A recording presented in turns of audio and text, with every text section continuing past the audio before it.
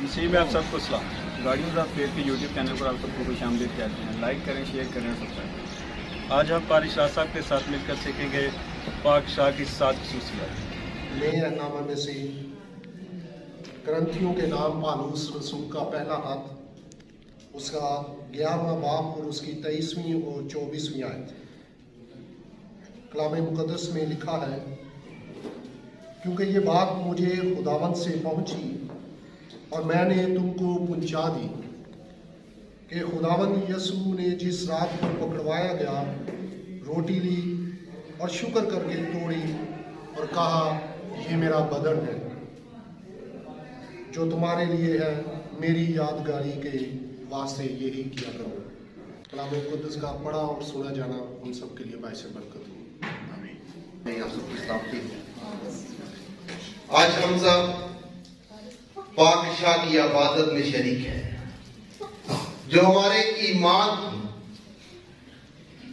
بنیاد ہے، ہمارے ایمان کا بنیادی حصہ ہے، کیونکہ ہمارے منجی خداوند یسوع المسیح نے اس سے اس وقت مقرر کیا جب وہ بالا خانہ میں اپنے شاگردوں کے ساتھ آخری فسح کھا رہا تھا۔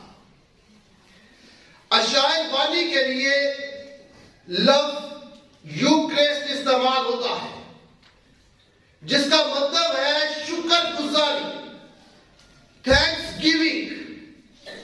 تو یہ شکر گزاری کی عبادت ہے۔ ابتدائی کلیسیا میں ایمان کی کتاب ہمیں بتاتی ہے کہ ایماندار ہر روز پاک شاہ میں شریک ہوتے تھے، لیکن آج کے دور مہینے کا پہلا اتوار اشعیاء بانی کی عبادت کے لیے ڈیووٹڈ ہوتا ہے، مخصوص ہوتا ہے۔ اور آج ہم اس مہینے کے پہلے اتوار میں خداوند کی میز میں شریک ہونے کے لیے اور خدا کے پاک کلام میں سے اس کے بارے میں سیکھنے کے لیے یہاں موجود ہیں۔ آج ہم خدا کے پاک کلام کی روشنی میں 7 خصوصیات جو اشعیاء بانی کی ہے، خداوند کی میز بھی ہے، اس کے بارے میں سیکھیں گے۔ 7 آسپیکٹس جو ہیں ان کے بارے میں جانیں گے۔ سب سے پہلا بنیادی فیچر جو ہے پاک شاہ کا، وہ ہے یادگیری کی عبادت۔ یادگیری۔ خداوند یسوع مسیح نے روٹی لی اور شکر کر کے توڑی اور کہا کہ یہ میرا بدن ہے جو تمہارے واسطے ہے، میری یادگیری کے واسطے یہی کیا کرو۔ پھر اس نے روٹی کے بعد پیالہ لیا اور یہ کہا کہ یہ پیالہ میرے خون میں نیا ہے، جب کبھی پیو میری یادگیری کے واسطے یہی کیا کرو۔ تو یہ یادگیری کی عبادت ہے، اور ایمانداروں کو یہ فرض ہے کہ وہ اس یادگیری کی عبادت میں باقاعدگی کے ساتھ شریک ہو۔ اگر ہم خداوند کے اس حکم کی فرما برداری کے حوالہ سے تاریخ کے پنوں کو کھولے تو ہمیں یہ بات سیکھنے کے لیے ملتی ہے کہ ابتدا میں پاک شاہ میں شریک ہونے کے لیے بند کمروں کا استعمال کیا جاتا تھا۔ پھر لوگ اپنے گھروں میں ایمانداروں کو بلاتے تھے اور لوگ پاک شاہ میں شریک ہوتے تھے۔ پھر رومی حکومت کے دور میں جب مسیحوں پر ظلم کیا جاتا، ان کی گردنیں کاٹ دی جاتی تھی، انہیں قتل کیا جاتا تھا، ان کے ساتھ بے دردی کے ساتھ برا سلوک کیا جاتا تھا، تو تاریخ بتاتی ہے کہ خدا کے لوگ خداوند یسوع مسیح کے اس حکم کو ماننے کے لیے قبرستانوں میں چھپ کر پاک شاہ میں شریک ہوا کرتے تھے۔ تہہ خانوں میں، خوف میں، مصیبت میں، قتل کیے جانے کے ڈر میں وہ پاک شاہ میں شریک ہوتے تھے۔ اور آج ہم یہاں خدا کے گھر میں آزادی کے ساتھ پاک شاہ میں شریک ہو سکتے ہیں. لیکن اگر ہم سچائی سے اپنا جائزہ لیں تو اس آزادی کے باعث بہت دفعہ ہم اس شاعر بانی کو اگنور کرتے ہیں. ہم موسم کی شدت کے باعث اس میں شریک نہیں ہو پاتے ہیں. سردی زیادہ ہے، گرمی زیادہ ہے، رشتے دار آئے ہیں، رشتے داروں کے پاس جانا ہے، اور ہم خداوند یسوع مسیح کے حکم کی نافرمانی کرتے ہیں اور اسے عام سی بات سمجھتے ہیں. لیکن ہمارے سامنے تاریخ میں وہ ایماندار جنہیں ہر وقت موت کا ڈر تھا، لیکن پھر بھی وہ قبرستانوں میں جا کر تہ خانوں میں چھپ کر خداوند کے حکم کی باقاعدگی کے ساتھ فرما برداری کرتے ہیں. لیکن ہم اسے اگنور کرتے ہیں اور نافرمانی کرتے ہیں اور اس کو گناہ بھی نہیں مانتے ہیں، ایک عام سی بات سمجھتے ہیں. لیکن جب خداوند یسوع مسیح نے کہا کہ میری یادگیری کے واسطے یہی کیا کرو جب تک کہ میں واپس نہ آؤں، تو ہمیں باقاعدگی کے ساتھ اس میں شریک ہونا چاہیے. پھر دوسرا آسپیکٹ جو ہے وہ ہے کہ جب ہم پاک اسلام میں شریک ہوتے ہیں تو ہماری مسیح یسوع کے ساتھ شراکت ہوتی ہے. کیونکہ خدا کے پاک کلام میں پہلا کرنتھیوں اس کے 10ویں باب کی 16ویں آیت میں لکھا ہے وہ پیالہ جس میں ہم برکت چاہتے ہیں کیا مسیح کے خون میں شراکت نہیں، اور وہ روٹی جو ہم توڑتے ہیں کیا مسیح کے بدن کی شراکت نہیں ہے. ہم ایمان کے وسیلہ سے مسیح یسوع کے ساتھ شراکت کرتے ہیں، رفاقت رکھتے ہیں. ایمان کے وسیلہ سے ہمارا مسیح یسوع کے ساتھ اتحاد ہوتا ہے. خداوند یسوع مسیح نے خط یوحنا کی انجیل اس کے 6ویں باب کی 56ویں آیت میں یہ کہا کہ جو میرا گوشت کھاتا ہے اور میرا خون پیتا ہے وہ مجھ پہ قائم رہتا ہے اور میں اس میں قائم رہتا ہوں. تو ہم خداوند یسوع مسیح کے ساتھ رفاقت رکھتے ہیں. پھر ہم ایک دوسرے کے ساتھ شراکت رکھتے ہیں، کیونکہ پہلا کرنتھیوں اس کے 10ویں باب کی 7ویں آیت میں یہ لکھا ہے کہ ہم ایک ہی روٹی میں سے توڑتے ہیں، اس لیے ہم جو بہت سے ہیں ہم ایک بدن ہیں، کیونکہ ہم ایک روٹی میں سے توڑتے ہیں اور ایک ہی پیالے میں سے پیتے ہیں. ہم دنوی سطح پر مختلف وصیت رکھتے ہیں، مالی طور پر، دنوی طور پر. کوئی امیر ہے، کوئی غریب ہے، کوئی بڑا آدمی ہے، کوئی چھوٹا آدمی ہے. ہم معاشرے میں مختلف مقامات پر، مختلف جگہوں پر، کوئی اونچی جگہ بیٹھنا پسند کرتا ہے، کوئی نیچے بیٹھنا پسند کرتا ہے، کوئی بڑی کوئی برابری کی جگہ کی تلاش میں ہوتا ہے. لیکن جب ہم خداوند کی میز میں شریک ہوتے ہیں تو وہاں ہم سب کی حیثیت ایک جیسی ہوتی ہے اور ہم ایک دوسرے کے ساتھ شراکت کرتے ہیں. ہم مسیح میں ایک بدن کہلاتے ہیں اور اس کا عملی طور پر اظہار کرتے ہیں. ہم سب خداوند کی میز میں ایک جیسی حیثیت رکھتے ہیں اور بالکل برابر ہوتے ہیں، کوئی بڑا چھوٹا نہیں ہوتا ہے. پھر ہم چوتھی چیز جو خدا کے پاک کلام میں سیکھتے ہیں کہ جب ہم پاک دشا میں شریک ہوتے ہیں تو ہم یہ عملی طور پر ظاہر کرتے ہیں کہ ہم سچے خدا کی عبادت کرتے ہیں. کیونکہ خدا کے پاک کلام میں لکھا ہے کہ تم شیاطین کے پیالے میں سے اور خداوند کے پیالے دونوں میں سے نہیں پی سکتے. اور خدا کے پاک کلام میں ایمان جو تھا باب اس کی 16ویں آیت میں یہ لکھا ہے کہ آسمان کے تلے آدمیوں کو کوئی دوسرا نام نہیں بخشا گیا جس کے وسیلہ سے ہم نجات پا سکتے ہیں. اور وہ صرف اور صرف خداوند یسوع مسیح کی ذات ہے. جو پانچوں آسپیکٹ ہے وہ ہے پاکیزگی.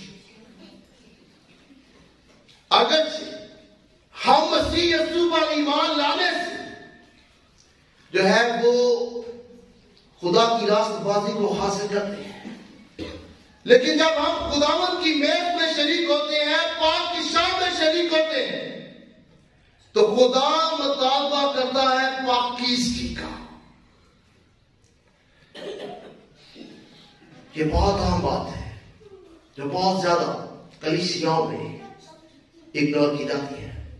آج کے زمانہ میں ہم خوف زدہ ہوتے ہیں، دہشت گردی سے ہم خوف زدہ ہوتے ہیں، وبا سے. یہ انسان کو کے اندر خوف پیدا کرتی ہے کہ کہیں وہ مر نہ جائے. لیکن یہ دونوں چیزیں انسان کے بدن کو قتل کر سکتی ہیں. لیکن خداوند یسوع مسیح نے متی کے لیے اس کے 10ویں باب میں کہا کہ ان چیزوں سے نہ ڈرو، بلکہ اسی سے ڈرو جو بدن اور روح دونوں کو جہنم میں ہلاک کر سکتا ہے، اور وہ خدا کی ذات ہے. اور خدا کے پاک کلام میں انسان کی کتاب اس کے 9ویں باب کی 10ویں آیت یہ لکھا ہے کہ خداوند کا خوف حکمت کا شروع ہے. اور نہ صرف یہ حکمت کا شروع ہے بلکہ انسان کی کتاب اس کے 8ویں باب کی 8ویں باب کی 13ویں آیت یہ لکھا ہے کہ خداوند کا خوف بدی سے عداوت ہے. اگر ہم خداوند کا خوف کرتے ہیں تو پھر ہم بدی سے عداوت رکھتے ہیں. خدا کے پاک کلام میں پہلا گرنتھیوں اس کے 13ویں باب کی 16ویں اور 17ویں آیت میں لکھا ہے کہ کیا تم نہیں جانتے کہ تم خدا کا مقدس ہو اور خدا کا روح تم میں بسا ہوا ہے.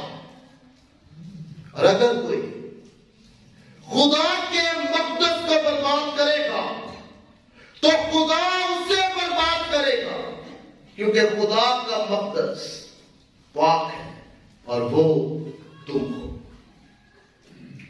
خدا کا مقدس پاک ہے اور وہ ہم ہیں. اور اگر ہم خداوند کی میز میں پاکیزگی کے ساتھ شریک نہیں ہوتے، بدی کے خیالوں کو، سوچوں کو ہم اپنے اندر رکھتے ہوئے خداوند کی میز میں شریک ہوں گے، تو پھر خدا اسے قبول نہیں کرے گا اور خدا ان کی عدالت کرے گا، اور ہم اپنے لیے خدا کے غضب کو حاصل کریں. اس لیے خدا کے پاک کلام میں تلاوت کردہ آیات میں بڑے واضح طور پر لکھا ہے کہ اگر کوئی نامناسب طور پر خداوند کے بدن اور خون میں شریک ہوگا تو اس کے وسیلہ سے قصوروار ٹھہرے گا. اس لیے ہمیں اپنے آپ کو جانچنے کی ضرورت ہے، پرکھنے کی ضرورت ہے. اس لیے ہم سے باقاعدگی سے اشعیا بانی میں شریک ہونے کے لیے کہا گیا ہے تاکہ باقاعدگی سے ہم اپنے آپ کو جانچیں کہ پچھلے مہینے ہم کس حد تک خدا کے مطابق چلے ہیں، کس حد تک ہم نے خدا کی نافرمانی کی. اپنے گناہوں کا اقرار کریں اور خدا سے معافی مانگیں، پھر ہم خدا کی میز میں شریک ہو. چھٹی چیز خدا کے مذبح، خدا کی میز میں شریک ہونے کے لیے جو عام ہے، بنیادی ہے، وہ ہے کہ خدا تربیت کرتا ہے. خدا کے پاک کلام میں لکھا ہے جو کھاتے پیتے ہوئے خدا کے بدن کو نہ پہچانے اس کھانے پینے سے سزا پائے گا. جبکہ خداوند یسوع مسیح نے واضح طور پر کہا، میں تم سے سچ کہتا ہوں جو مجھ پر ایمان رکھتا ہے، میرے بھیجنے والے کا یقین رکھتا ہے، اس پر سزا کا حکم نہیں. پھر یہاں کیوں لکھا ہے کہ وہ کھانے پینے سے سزا پائے گا۔ خداوند یسوع مسیح پر ایمان لانے سے ہم ابدی سزا سے بچ جاتے ہیں، لیکن یہ سزا ابدی نہیں بلکہ تربیت کے لیے تھوڑی دیر کے لیے ہے۔ اس لیے وہ کہتا ہے اسی سبب سے تم میں بعض بیمار، کمزور اور بہت سے سو گئے۔ جب ہم نامناسب طور پر خداوند کے بدن اور خون میں شریک ہوں گے تو خداوند ہمیں تربیت دینے کے لیے ہمیں بیمار اور کمزور بنا دے گا۔ اس لیے بہت دفعہ ہم اسے ایک عام سی بات سمجھتے ہیں، ایک عام رسم سمجھتے ہیں، لیکن خدا ہماری تربیت اس لیے کرتا ہے کہ ہم اس سے سنجیدہ طور پر لیں اور سنجیدگی سے اس میں شریک ہو، نہیں تو خدا ہماری تربیت کرنے کے لیے ہمیں بیمار اور کمزور بنا دے گا۔ لیکن اگر ہم چاہتے ہیں کہ ہم اس سے قوت اور طاقت کو حاصل کریں تو ہمیں اپنے آپ کو آزما کر اس میں شامل ہونا چاہیے۔ اور ساتویں چیز جو ہے وہ ہے آسمان پر رفاقت۔ ہم یہاں سمبولک رفاقت ہے ہماری خداوند کے ساتھ، لیکن وقت آئے گا کہ ہم آسمان پر بھی اسی طرح سے پاک پیشاب میں شریک ہوں گے، کیونکہ خداوند یسوع مسیح نے متی کی انجیل تو اس کے 26ویں باب کی 29ویں آیت میں کہا، میں تم سے سچ کہتا ہوں انگوروں کا یہ شیرہ پھر کبھی نہ پیو گا اس دن تک جب تک کہ تمہارے ساتھ اپنے باپ کی بادشاہت میں نیا نہ بھی ہو۔ جب خداوند بادشاہت کو قائم کرے گا تو یہ جو اب ہم سمبولک طور پر اس میں شریک ہوتے ہیں، ہم فزیکلی خداوند یسوع مسیح کے ساتھ اس یادگیری کی رسم کو، اس سیکرامنٹ کو وہاں خداوند یسوع مسیح کے ساتھ ادا کریں گے۔ اور جب ہم اس میں شریک ہوتے ہیں تو مسیح کے آنے کی جو ہے امید کرتے ہیں۔ تو یہ ساری چیزیں ہیں۔ آج خداوند ہمیں سے ہر ایک کو اپنے آپ کو جانچنے کی، پرکھنے کی توفیق دے اور خداوند کے سامنے اپنے گناہوں کا اقرار کرنے کی توفیق دے، تاکہ ہم بہتر اور لائق طور پر خداوند کی میز میں شریک ہوں، تاکہ خداوند کی زندگی ہم میں قائم ہو، اور نہ کہ ایسا ہو کہ ہم اس کے وسیلہ سے بیمار اور کمزور ہو جائیں۔ خداوند آپ سب کو اور مجھے لائق طور پر خداوند کی میز میں شریک ہونے کی توفیق دے اور اس پاک کلام کے وسیلہ سے برکت دے۔ کیونکہ یہ بات مجھے خداوند سے پہنچی اور میں نے تم کو پہنچا دی کہ خداوند یسوع نے جس رات وہ پکڑوایا گیا روٹی لی اور شکر کر کے توڑی اور کہا کہ یہ میرا بدن ہے جو تمہارے لیے ہے، میری یادگیری کے واسطے یہی کیا کرو۔